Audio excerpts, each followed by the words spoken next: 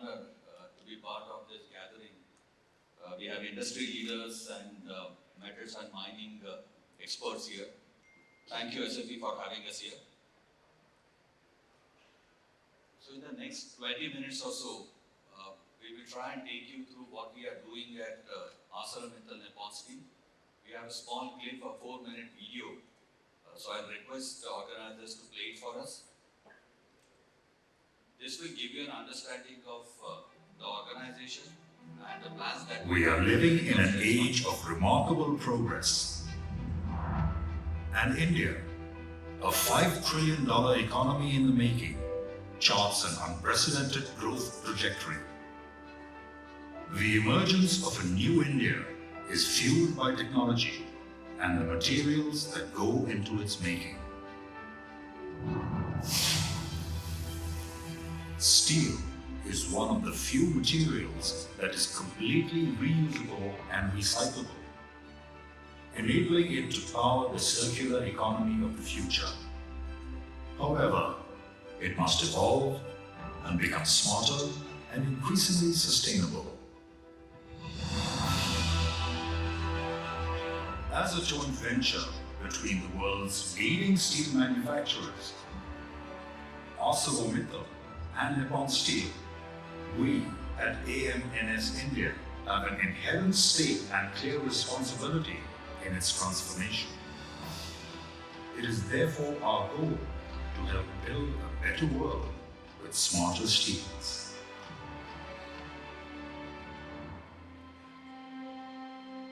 Our state-of-the-art integrated facility at Hazira is relentlessly pushing the envelope of inventiveness and human ingenuity. Our rigorous quality standards instate us as a preferred partner to a prestigious group of domestic and international clients. The confidence entrusted by our valued customers has encouraged us to scale our production capacities and capabilities to newer heights, first in Gujarat to 18 million tons per annum, and subsequently in Odisha, with proposed new assets at Paradeep and Kendrapara. Our geographical presence also encapsulates mines at Kulkarni and Sagasai, beneficiation facilities at Abuna and Kirandur, pellet facilities at Paradeep and Visakhapatnam, and a network of slurry pipelines. We have deep draft port-based infrastructure at Hazira, Paradeep and Visakhapatnam, and power plants at Hazira and Paradeep. The value-added steel products churned out by our downstream facilities at Pune and Khopoli have made us a part of many households and industrial setups. To ensure last-mile connectivity and tailor-made product delivery, we have steel service centers and hypermarts spread across the length and breadth of our country and beyond. In line with our expansion strategy, we will triple these retail touchpoints in the years to come. With AMNS India e-sales, our steel products are now just a click away.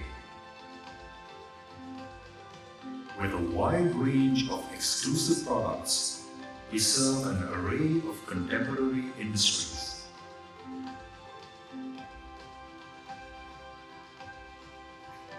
Our projects not only exemplify our capabilities, but are landmarks on all fronts. We ascribe to advancement with sustainability, and our renewable energy ventures are making steel cleaner and greener.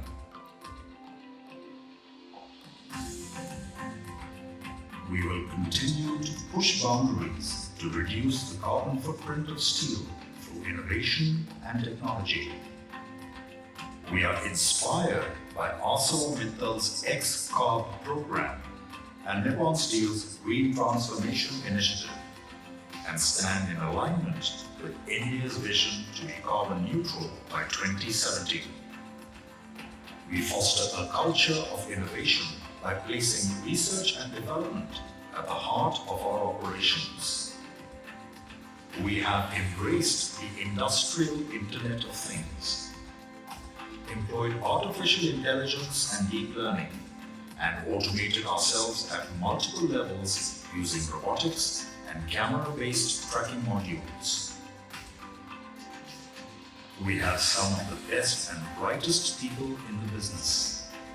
People with the sensitivity and sensibility to understand that the next era of economic and social progress must meet the needs of the present without compromising those of future generations. Our vision empowers communities and enriches lives. We prioritize health and safety, manage our resources and footprint responsibly, and positively contribute to the world as well as the environment in which we operate.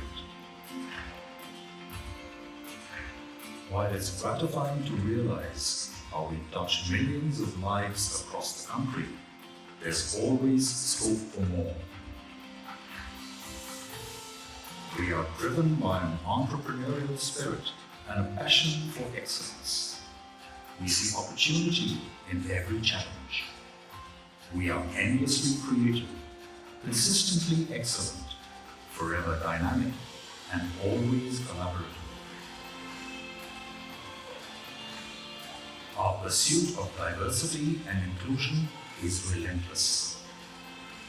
We are a committed partner to the nation, and our growth story will be purposeful, inclusive, and sustainable. We firmly believe New India deserves new steel. We are ArcelorMittal Nippon Steel India, makers of smarter steels, brighter futures. Thank you. Thank you. So, as you just saw, at ArcelorMittal Nippon Steel, we are expanding our operations, we are acquiring new assets, we are also building connected assets like green energy. Everyone mentioned the same thing. So, and all this is happening at a very, very rapid pace. So what are the expectations from the CIO organizations? When we typically look at business, everything happens so fast, and the expectation from the organization, this IT organization, is to ensure that it's simple. Help improve the top line and the bottom line. How do you do that? And that's where the technology piece comes in. So there are two sessions. Akshay, my colleague, will talk about how we have leveraged technology when it comes to improving the top line. Here we would like to talk about how we leveraged our SAP S/4HANA to improve or to bring in the operational efficiencies when we look at how did we migrate from our conventional SAP ECC to S/4HANA. I would request Renuka to cover that piece in greater detail because it was a marathon journey where our 20-year-old legacy system, which was SAP ECC 6.0, which was migrated to or upgraded to SAP S/4HANA on cloud. Renuka, do you want to talk about it? Thanks. So, good afternoon, everyone. And we are extremely thankful to the SAP and Metallurgy for organizing such an amazing session, so where we can share our successful journey of S4, which we have went live just 2 months back on 1st April 2023. So here, if you see our journey of SAP in our organization, it was started somewhere in 1996, and us while SR Steel, our all user base is extremely skillful in terms of SAP. So when ArcelorMittal Nippon Steel took over in 2019, then with our digitalization, we were digitally ahead always, but with ArcelorMittal Nippon Steel, the digital journey once again embarked, and then the need of platform upgradation and to see, to accommodate the growth of our ArcelorMittal, So, I mean, the need of that platform migration and upgradation has happened. And then, I mean, we were just thinking like there were so many initiatives, so many things, long pending, like Bhusan has said, long pending things were there. So, where to start that digitalization? But as you all know, platform migration or our ERP should be strong, our processes should be strong to accommodate that digital journey. So that's where the need of S4 has happened. And then, I mean, we were just thinking like how to arrive at the scope. And there were basically four objectives, or I can say four drivers for our SAP S4 journey. First was this business transformation in terms of finance. Second was our infrastructure, as Bhushan was telling. So our infrastructure, we wanted to migrate to cloud. We wanted to consolidate the instances. We had three instances: Indonesia, UAE, and India. So we wanted to consolidate those instances. We wanted to upgrade our infrastructure. We wanted to migrate to cloud, and most importantly, we wanted to be ahead of technology and certain new age products like AVC, extended warehouse management, like work clearance management. So those were the drivers of our S4 journey. And then we started that journey with lot of thought process. Around 6 months of discovery sessions were taken. And we also conducted trainings for our team so that they will be ready for this S4 journey. So that was the thought process, and we also took help from SAP to discover like what are the gaps and where should we start. Because every time in each and every implementation, some value realization is always thought of. So these were the drivers like technology upgrade, then infrastructure, and the consolidation of service. Then, like you have seen the clip, you have seen how vast we are, and in terms of value-added products, in terms of locations, in terms of companies. So that was the complexity. And if you see service centers, hypermarts, rolling, blast furnaces, so the complexity of processes was huge. And it was not on processes, but as we see in earlier presentations also, we have a lot of applications, and everywhere all the applications, we are extremely proud, like all our applications are tightly integrated, and around 80% processes are automated. And I mean, nowhere in our DCM or PPC team or anybody does production confirmations or anything or manually. Everything is automated, and people are, I mean, getting time to have that, I mean, their value-added stuff to do, right? So this is just to give you glimpse, like we are tightly integrated, I told you, in terms of banking integration, in terms of our GST return filing, our e-way invoice. So that is, I mean, old, I will not talk about much, but everything like GSTR filing and everything is automated in our landscape. And with S4, we ensure like everything works fine on the day one with first transition. If you see scale of our implementation, I mean, if, as I told you, in our landscape, we have data right from 1996 and then from 2008. So the migration, scale of migration, if you see, there are lakhs of orders, lakhs of spares, lakhs of master data.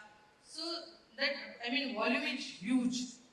And if you see, like we have at variant configuration from 2008, and we are first to implement AVC tightly integrated with CPQ, Salesforce, and other interfaces as well.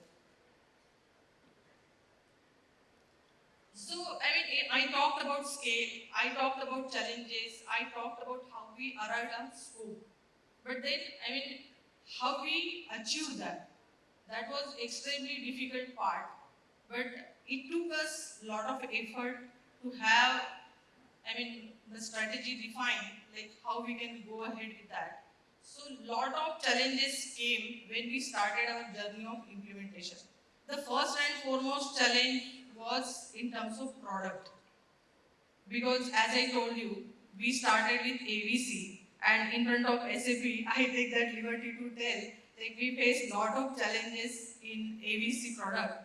But yes, SAP was always there to help us to understand our requirement, to accommodate the requirement, to solve the issues. So SAP was always there. So but then we could overcome all those challenges. So that was first challenge. I will not talk about COVID. We started this implementation journey somewhere in mid 21. But then because of COVID also, earlier, initially we faced a lot of challenges of on-site availability of our resources. Because this kind of project, this kind of scale, size, that cannot happen remotely. So we had to have all team members together. And then lastly, last 10 months, entire team around 150 to 200 team members, they were working 24 by 7. And when I'm talking 24 by 7, it is literally 24 by 7, right? So this was one thing. So challenges are, one thing is COVID, another thing is product challenges, and third thing is like, our processes. With consolidation, all of us know, like whenever we consolidate instances, it comes with its own challenges. In terms of master data, you will have to have understand like that piece of master data or piece of that application, and then you have to consolidate it. So that was again one of the challenge for consolidation. And then, uh, how we achieved. So on that part, we re-implemented our processes. Wherever we have stability, our stable processes we did not change. Because we were extremely proud of our stable processes, our models. We only migrated from variant configuration to advanced variant configuration. We did not change any models because that has entire expertise of our business over the years. So we did not change that. What we have done is we have only re-implemented that. And yes, when we started this journey, we started it with lift and shift. But as in earlier presentation, Mr. Chetan was telling, like it cannot be lift and shift. Otherwise, you will be efficiently failed. So certain processes undergone re-implementation as well. Not all basic processes we kept same, but many processes we have re-implemented. So that was one thing. And then we divided our entire implementation into phased approach. In phase 1, we implemented HR, then treasury, and then we took all logistic piece. So that was the division of work what we have done. And then what we have done is we leverage existing implementation as I told. We try to minimize as much as possible. The customization should be less. We tried that. Then we adopted big bang approach. Earlier we thought, should we go only India? Should we go only Indonesia? But then we adopted big bang approach of implementing everything together. All service centers, we have Pune facility, we have hypermarts, we have UAE. So we adopted big bang approach and thought of doing it together. And that was possible because of our extremely wonderful functional and technical team, in-house as well as our partners. Right? Then, the important piece in any implementation comes is top-down approach. It has to have that buying from senior management. And in our case, it was the business project right from the day one. So we got business support, senior leadership support from the day one. And could you imagine, like our integration testing and our user testing UAT, that we completed only within 3 months. That is the record time, because in earlier our implementation also, it took around 4 months, 5 months only for UAT. But here within 3 months we completed our integration testing as well as our unit test, as well as our user testing. And how we achieved that? We achieved it with the approach, like from the day one we trained our core team. They were not part of only user. They were part of system, they were part of processes, and they participated right from the day one. And when they started testing, it was only formal testing because they knew what is happening in the system. And there was not, otherwise it happens like at the last moment, business user comes with new requirements. So here in our case, that did not happen because they were part of our system right from the beginning. And as I told you, like our partners, so we got very good support, very collaborative approach from our partners. Our partner was IBM, and then we got very good support from Deloitte in the last moment, from reconciliation of data and from migration perspective. And PwC was a partner for our piece of Salesforce SAP CX. So PwC was a partner, and I am also proud to tell you, like we did not have that boundary, like which organization you belong to, whether you are third party, whether you are any SI. So we were one team. Last 6 months, when people were going beyond their work, they were working each other part as well. And if I want to tell you highlight of this project, so first thing is advanced variant configuration. We are one of the first in steel industry. Advanced variant configuration. The word is very simple, but those who have it, and many of you know it, like this is very complex in nature, and we have around 90 plus products, and it comes with its own complexity and challenges. Right? And this advanced variant configuration is again tightly integrated with CPQ. CPQ is again a new age product, and CPQ plus advanced variant configuration, that is also, we are first in one of the first globally. That is also tightly integrated, and with CPQ we will go live, within month with Platewill as a first pilot for this particular journey. And integrated hybrids, I'm sure our other colleague will talk on that. So I will not talk much on that. But the only thing is with S4HANA, we also ensured that tight integration from the day one, what was running, that should run. And our migration piece, the volume of data, size, everything, that migration was, the downtime, we were talking from the beginning, like how the downtime would be. And then we arrived at 16 hours downtime. And that was also crazy, but we did macro planning, and then we are successful in, cutting it down to 14 hours. And each and every stage we tested it, we done it, and without any tool. It was only BODS which we had done. But that migration was also one of its kind, and that is also from the day one, without disturbance of single minute production or dispatch, we could achieve that. So from the, we went live on 1st April, 14 hours, and our first invoice was out on 14 hours, 1st April, and that was integrated with e-way bill, e-invoice, everything. And from that particular day, only within 7 days, our entire landscape was stable. It was handed over to support team. So that is again a record which we are extremely proud of. But yes, everyone, as I told you, around 150 team members, they have to run midnight oil, right?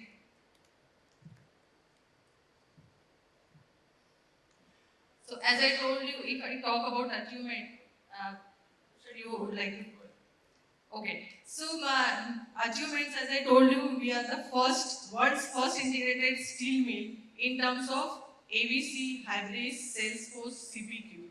So in terms of customer experience, if we talk, so we are the first globally to have that integrated piece, like opportunities and leads are created in Salesforce. Those are, taken into ERP as a customer. MDM also is one of the application in our landscape. So that is, everything is tightly integrated. People need not to duplicate the transaction in, one system and other system. So it is tightly integrated. And as I told you, lowest blackout period, and zero business disruption. So that was the, the record and achievement we can proudly say. So based on that, this is all regarding how I can talk about that because it has been gone live just a couple of months back, and I was handling that program. So I just wanted to share that journey because many of you must be thinking, many of you must have gone on S4, but many of you must are thinking of going on S4, and it comes with that kind of complexity. But yes, if we plan well, if we do micro detailing, if we take business buying, we can do it. And of course, SAP is always with us. So we cannot forget that. And I can also remember, and I wanted to share you, when we gone live on day 1 or day 2, we were facing one problem of extremely slow order entry. And that time there was some bug in ABC.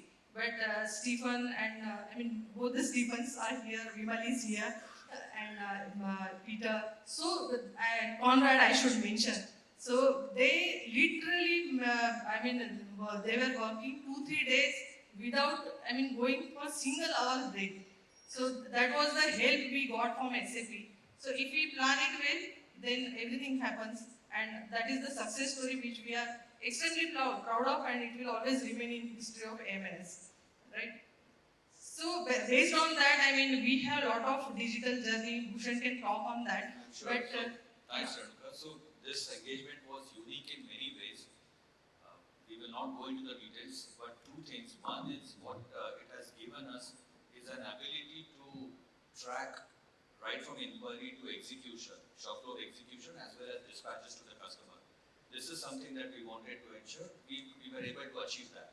End-to-end integration, number one. Number two, you saw the expansion plans that we have.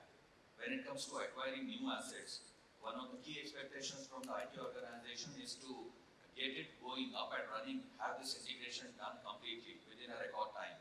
So with this SAP in place, we are in a position to standardize our entire end-to-end business processes.